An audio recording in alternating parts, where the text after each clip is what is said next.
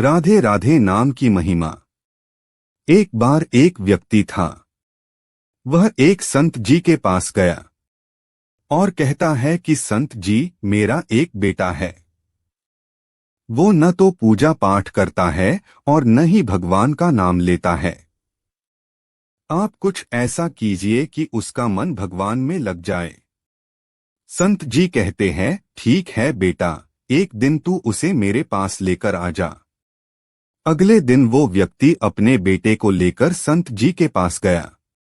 अब संत जी उसके बेटे से कहते हैं, बेटा बोल राधे राधे। बेटा कहता है, मैं क्यों कहूँ। संत जी कहते हैं, बेटा बोल राधे राधे। वो इसी तरह से मना करता रहा और अंत तक उसने यही कहा कि मैं क्यों कहूँ राधे राधे। संत जी ने कहा, जब तुम मर जाओगे और यमराज के पास जाओगे तब यमराज तुमसे पूछगे कि कभी भगवान का नाम लिया, कोई अच्छा काम किया, तब तुम कह देना कि मैंने जीवन में एक बार श्री राधा रानी के नाम को बोला है, बस एक बार।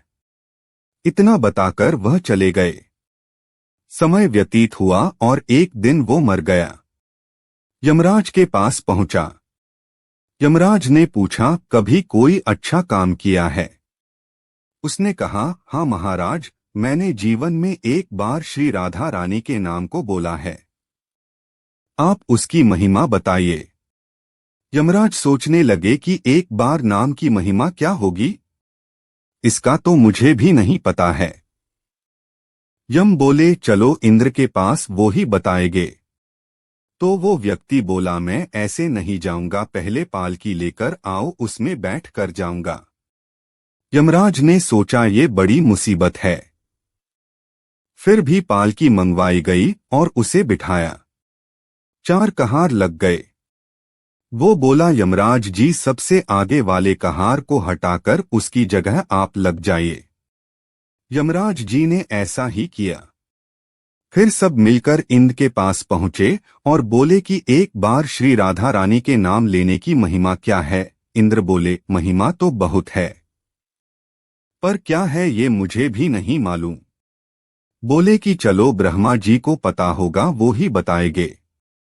वो व्यक्ति बोला, इंद्र जी ऐसा है, दूसरे कहार को हटाकर आप यमराज जी के साथ मेरी पालकी उठाइए।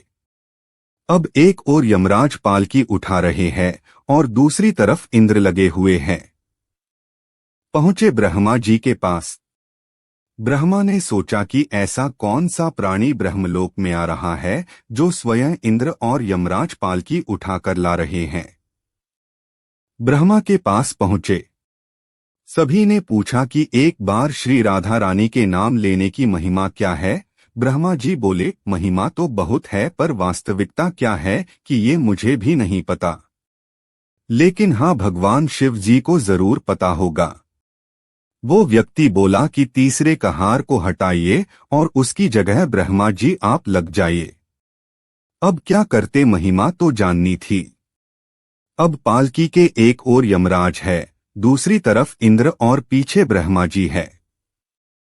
सब मिलकर भगवान शिव जी के पास गए और भगवान शिव से पूछा कि प्रभु, श्री राधा रानी के नाम की महिमा क्या है। केवल एक बार नाम लेने की महिमा आप कृपा करके बताइए। भगवान शिव बोले कि मुझे भी नहीं पता, लेकिन भगवान विष्णु जी को जरूर पता होगी।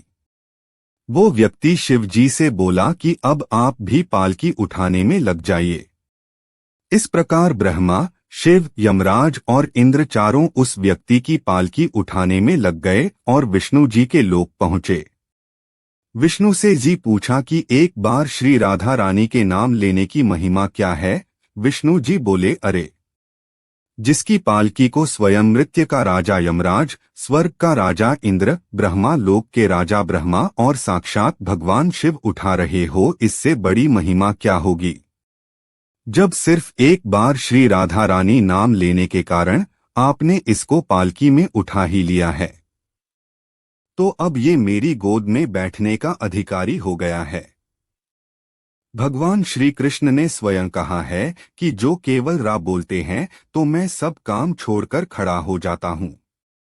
और जैसे ही कोई धा शब्द का उच्चारण करता है तो मैं उसकी ओर दौड़ लगाकर उसे अपनी गोद में भर लेता हूँ।